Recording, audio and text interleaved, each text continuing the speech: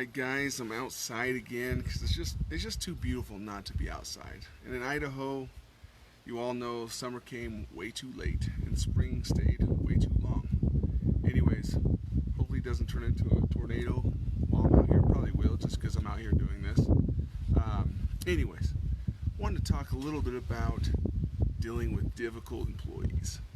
5 steps I want to talk to you about today. And it really all starts with the hiring process. You gotta know and you gotta live by your core values. At NewClean, our core values are be honest, work together, have fun, and make money. And we live those core values, we hire by those core values, and we fire by those core values.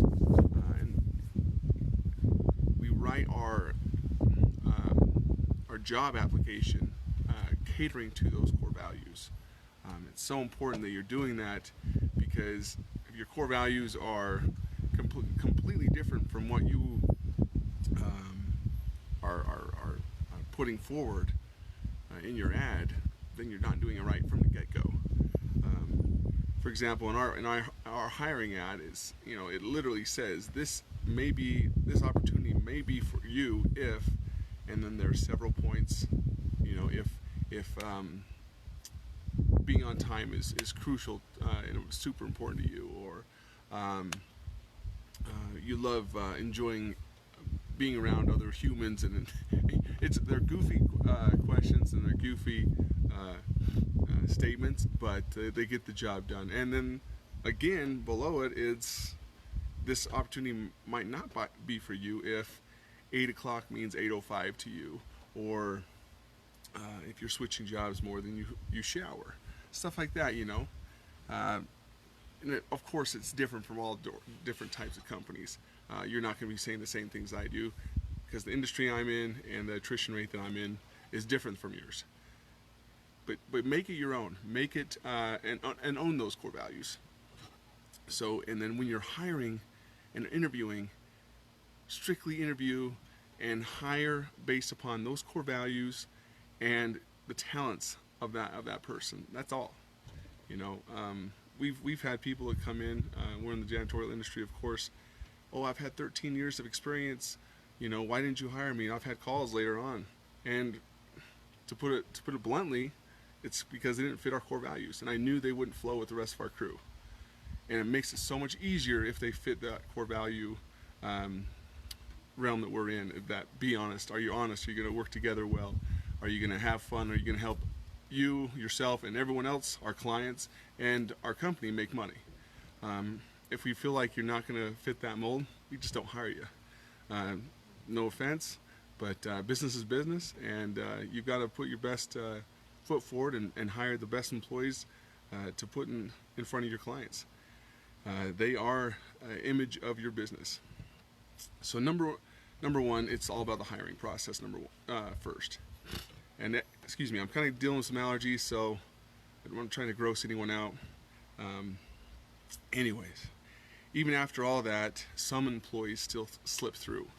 They can fake it a little bit, and they act like they're someone that they're really not. The biggest thing at that point is listen to them and understand their situation. Sometimes it's small misunderstandings that cause the biggest issues. Sometimes we do a working week interview. When we hire someone, hey Messina, thanks for joining, and a bunch of you guys, thanks. When we hire someone, we do a working week interview, and during that working week, we literally say, okay, we're going to be looking at your quality. We're going to look at how you deal with and associate with our other employees.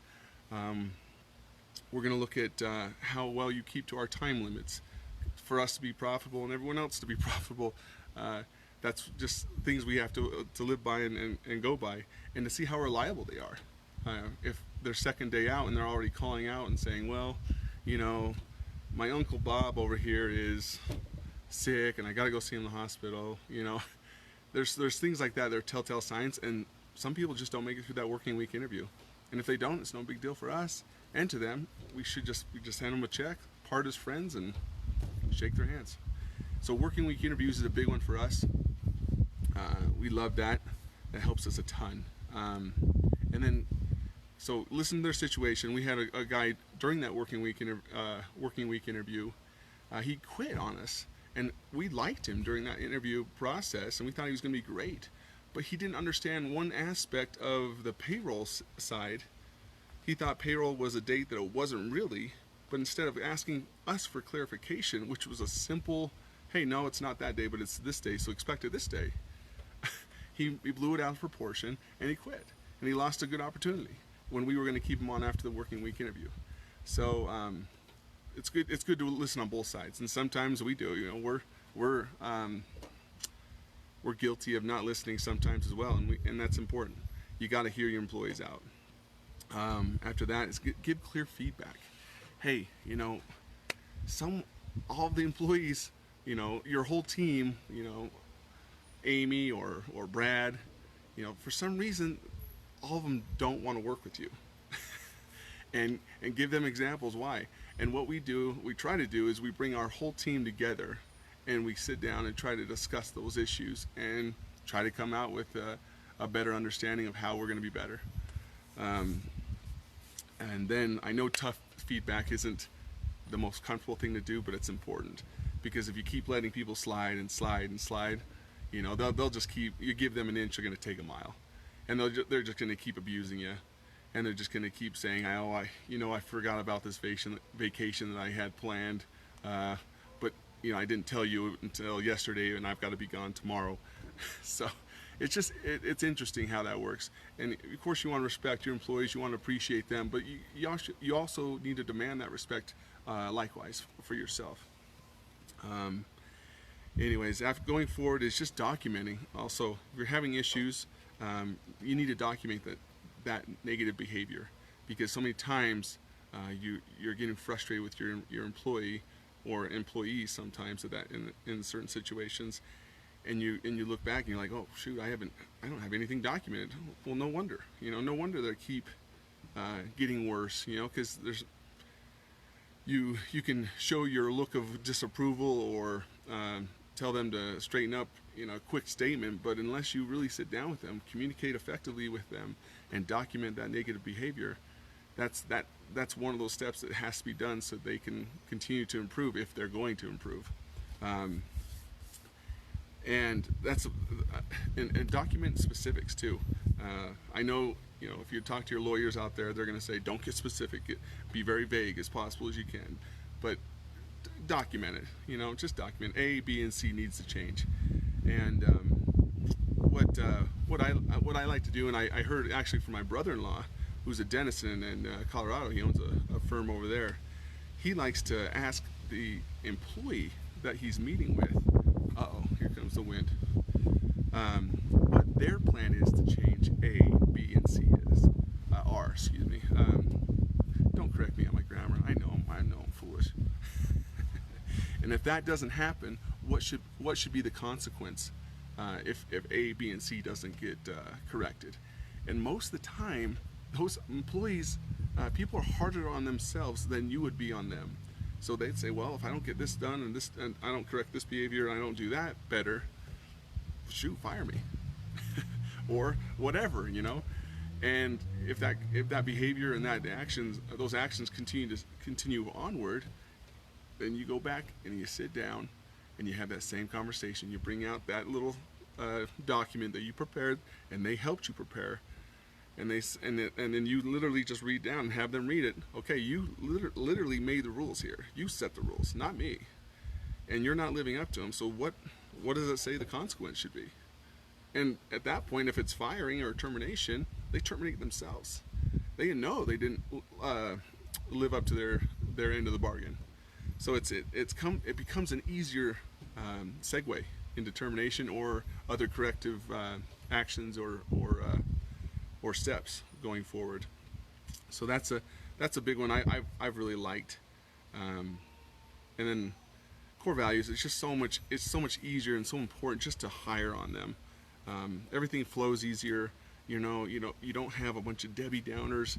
Unless one of your core values is don't be happy. Then you want to be surrounded with Debbie Downers apparently. But one of our core values is have fun. And if we have people that are hired on that aren't fun, you know, amongst all of our other core values of honesty and working together and helping everyone make money, they kind of see themselves out because they see, wow, all the other employees and everyone around me really likes to have fun and are happy people, and I'm not. So I know I probably just don't belong here. And most of the time they see themselves out. And I'll give you the last reason why employees are difficult to deal with is sometimes it's just because of the cleanliness of the building. I'm in the janitorial business, but it's true. You know, your employees working hard for you, but if they're constantly going to the restroom and they're filthy, it's not an upside to their day. If they're constantly going to their desk and they're seeing debris all over the carpet or hard floors, where they're supposed to be getting this work done, it's difficult for them to stay motivated all the way.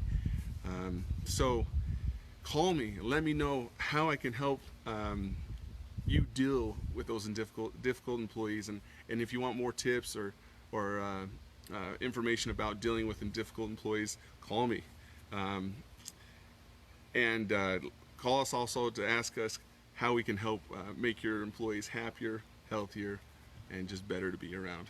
So number is 208-254-7070, and appreciate you being with me today. 5 steps for dealing with difficult employees. Hope that helped, and we'll talk to you later. See ya.